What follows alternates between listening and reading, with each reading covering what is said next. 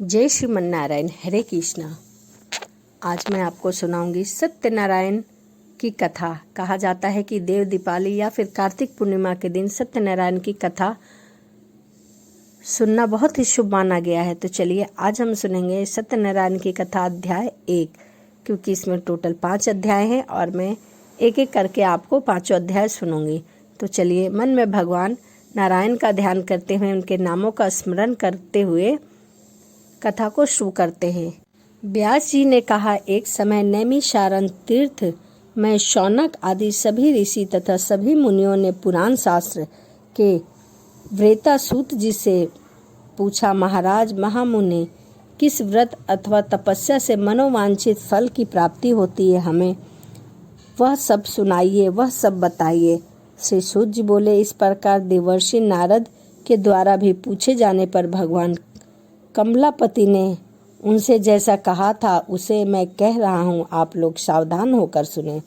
एक समय योगी नारद जी लोगों के कल्याण की कामना से विधिवत लोकों में भ्रमण करते हुए मृत्यु लोक में आए और वहाँ उन्होंने अपने कर्म फल के अनुसार नाना योनियों में उत्पन्न सभी प्राणियों को अनेक प्रकार के क्लेश दुख भोगते हुए देखा तथा किस उपाय से इनको दुखों का सुनिश्चित रूप से नाश होता है, ऐसा मन में विचार करके विष्णु लोग गए। वहाँ 4 भुजाओं वाले शंख चक्र गदा पद तथा वनमाला से विभूषित शुक्ल वर्ण भगवान श्री नारायण के दर्शन कर उन देव आदि देव की वो स्तुति करने लगे। नारद जी बोले, हे वाणी और मन से परे स्वरूप वाले अनंत शक्ति संपन्न आदि मध्य के अंत रहित निर्गुण और सकल कल्याणमय गुणों से संपन्न अस्थावर जंग्यात्मक निखिल दृष्टि पंच के कारण भूत तथा भक्तों की पीड़ा नष्ट करने वाले परमात्मा,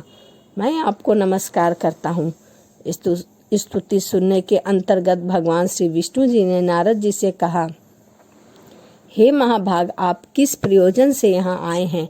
आपके मन में क्या है सो कहिए, वह सब कुछ मैं आपको बताऊंगा। नारद जी बोले, भगवान मृत्यु लोक में अपने पाप कर्मों के द्वारा विभिन्न योनियों में उत्पन्न सभी लोग बहुत प्रकार से दुखी हैं और बहुतों के पास तो बहुत ही क्लेश है। हे नाथ, किस लघु उपाय से उनके कष्ट का निवारण हो सकता है? यदि आपकी मेरे ऊपर कृपा हो तो आप वह सब मुझे सुनाएं, मैं सुनना चाहता हूँ, उसे बताएं।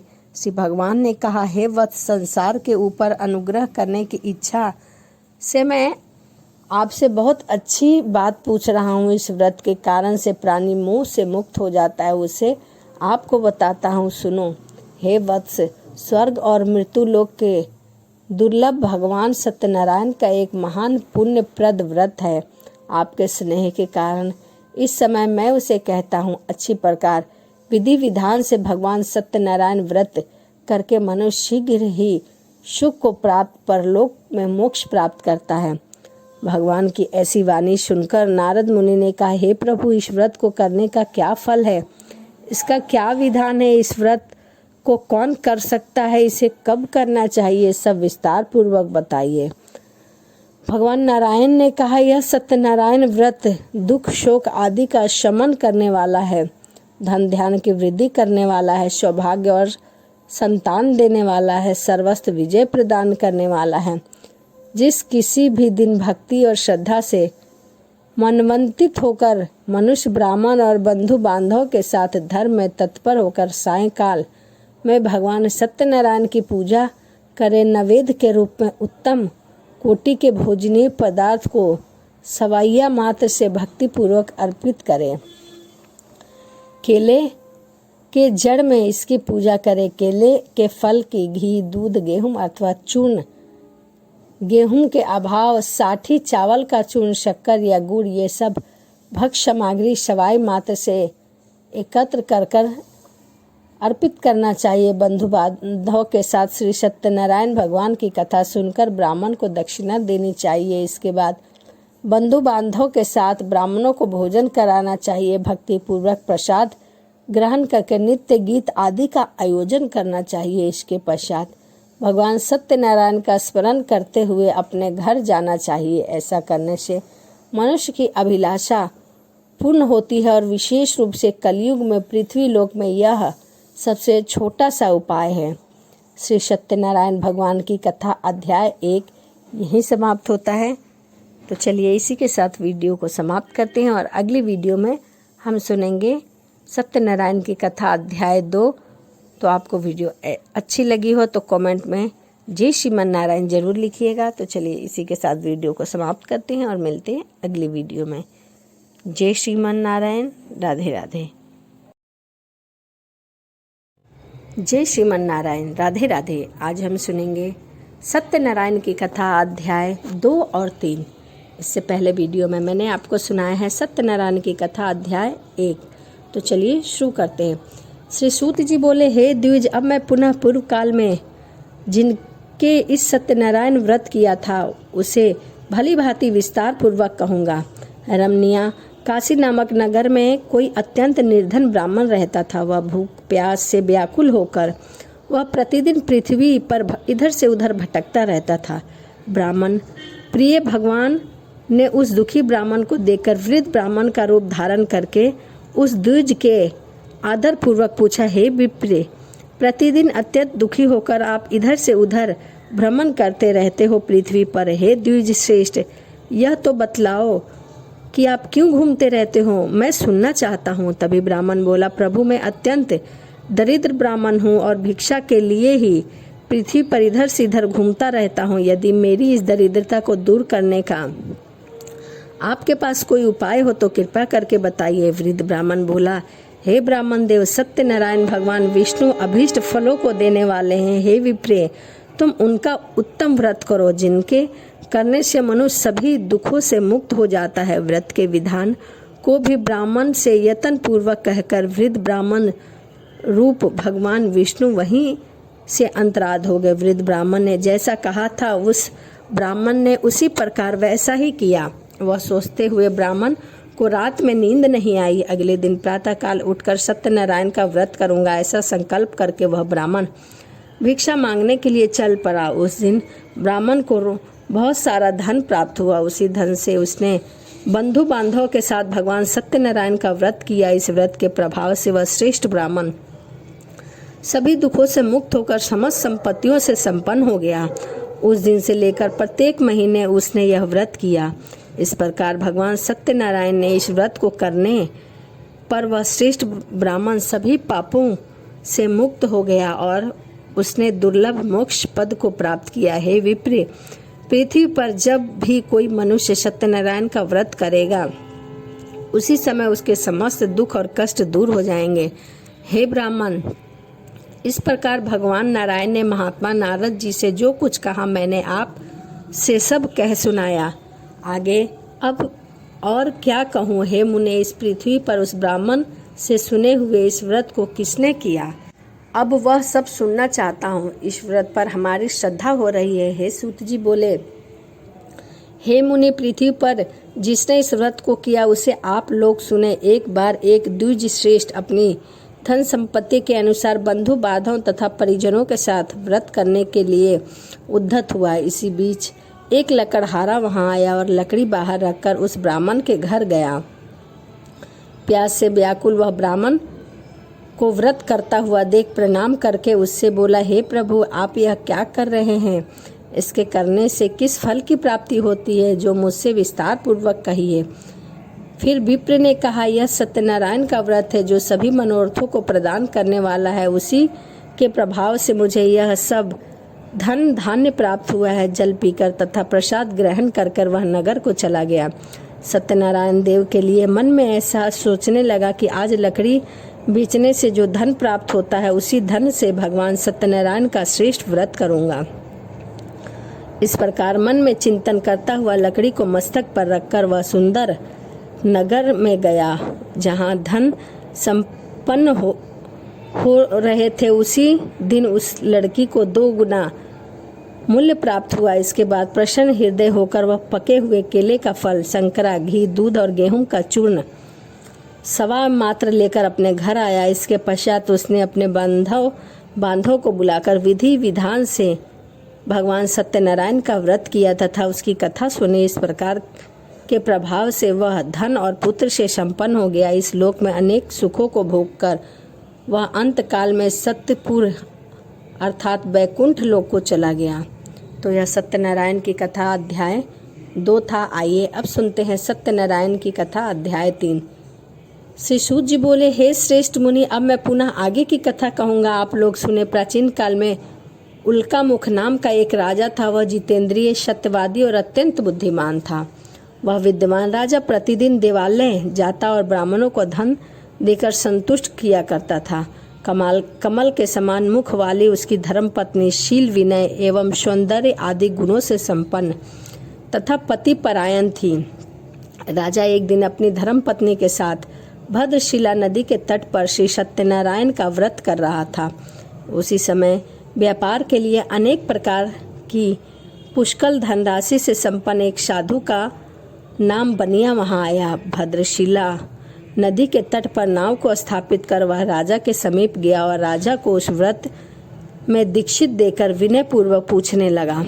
साधु ने कहा, राजन, आप भक्ति युक्त चित्त से यह क्या कर रहे हैं? कृपा वह सब मुझे बताइए, इस समय मैं सुनना चाहता हूँ। राजा बोला, हे साधु, पुत्र आदि की प्राप्ति के कामना से बंधु बांधवों के साथ में अतुल तेज संपन्न भगवान विष्णु का यह व्रत और पूजा विधि कर रहा हूँ।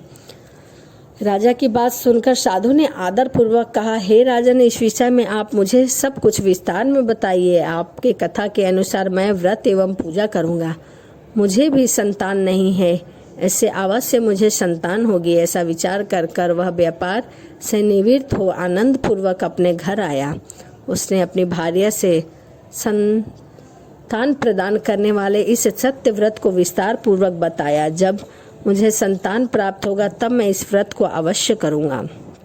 इस प्रकार उस साधु ने अपनी भार्या लीलावती से कहा। एक दिन उसकी लीलावती नाम की सती साध्वी भार्या पत्नी के साथ आनंद चित्त से ऋतुकालीन धर्म आचरण में प्रवृत्ति हुई और भगवान श्री सत्यनारायण की कृपा से उसकी वह भार्या गर्भिणी हुई। 10वें महीने में उससे कन्या रतन की उत्पत्ति हुई और शुक्ल पक्ष के चंद्रमा की भांति वह दिन प्रतिदिन बढ़ने लगी। उस कन्या का नाम कलावती रखा गया था। इसके बाद एक दिन लीलावती ने अपने स्वामी से मधुर वाणी में कहा कि आप पूर्व में संकल्पित श्री सत्यनारायण व्रत के कथा क्यों नहीं कर रहे हैं? आपने कहा था कि जब भी मेरी कोई संतान होगी तो मैं कथा जरूर करूँगा और व्रत भी रखूँगा। तभी साधु बोला, हे विप्रिय, इसके विवाह के समय व्रत करूँगा। इस प्रकार अपनी पत्नी को भली भांति आश्वासन कर वह व्यापार करने के लिए नगर की ओर चला गया।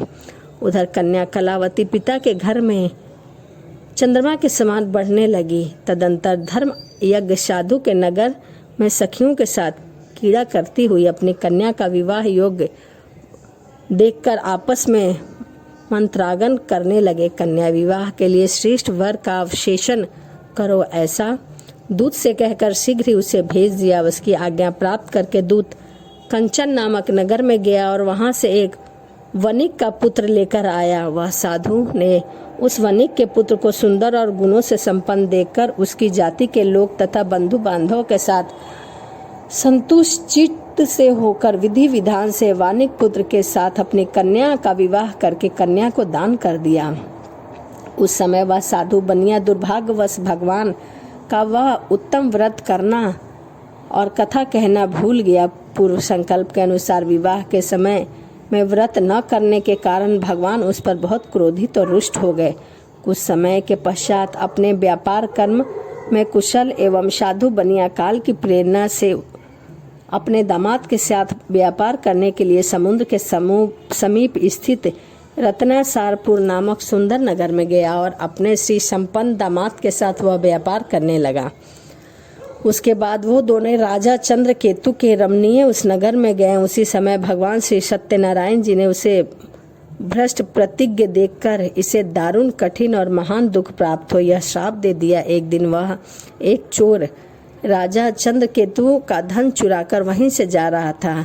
उसने उन दोनों वानिक स्थित थे। वह अपने पीछे दौड़ते हुए दूतों को देखकर भयभीत चित्त से वह धन वहीं छोड़कर शीघ्र छिप गया। इसके बाद राजा के दूत वहां आए जहां पर साधु और वानिक था, यानी कि ससुर और दामाद थे। वह राजा के धन को देखकर वे दूत उन दोनों वानिक पुत्रों को बांधकर ले गए और हर्षपूर्वक दौड़ते हुए राजा से बोले, हे प्रभु, हम 2 चोर पकड़ कर लाए हैं, इन्हें देखकर आप आज्ञा दे। राजा की आज्ञा से दोनों शीघ्र ही दृढ़ता पूर्वक बांधकर बिना विचार किए महान कारागार में डाल दिए गए। भगवान सत्यदेव की माया से किसी ने उन दोनों की बात नहीं सुनी और राजा चंद्र केतु ने उन दोनों का धन भी ले लिया। भगवान के शाप से वानिक के घर में उसकी भार्या भी अत्यंत दुखी हुई और उसके घर का सारा धन भी चोरी हो गया। चोर चुरा कर ले गया। लीलावती शारीरिक तथा मानसिक पीड़ाओं से युक्त भूख और प्यास से दुखी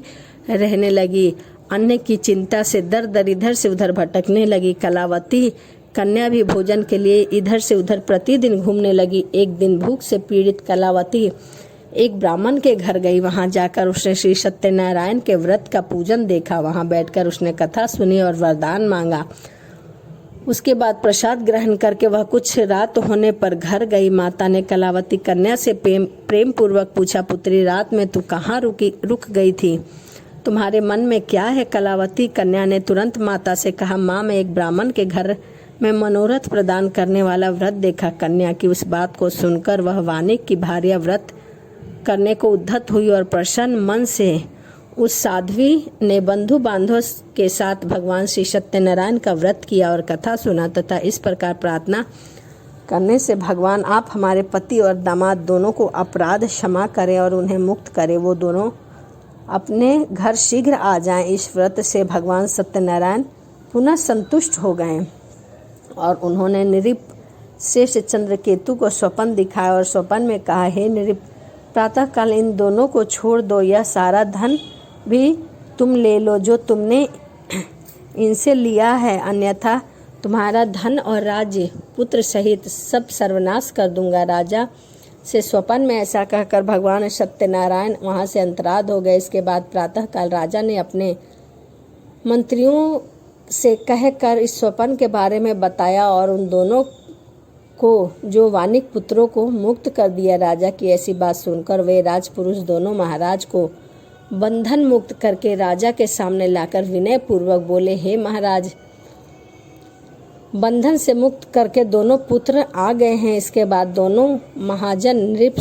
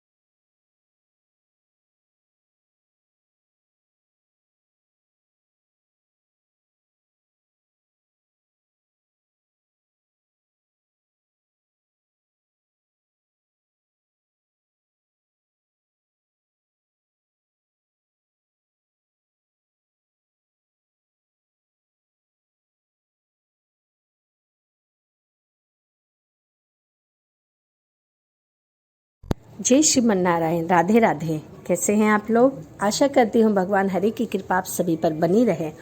और आज हम सुनेंगे श्री सत्यनारायण भगवान की कथा, अध्याय 4 और 5। तो चलिए शुरू करते हैं। श्री सूत जी बोले, साधु बनिया मंगल आचरण और ब्राह्मण को धन देकर अपने नगर के लिए चल पड़ा। साधु के कुछ दूर जाने पर भगवान सत्यनारायण ने उसकी सत्यता की परीक्षा के विषय में जिज्ञासा हुई।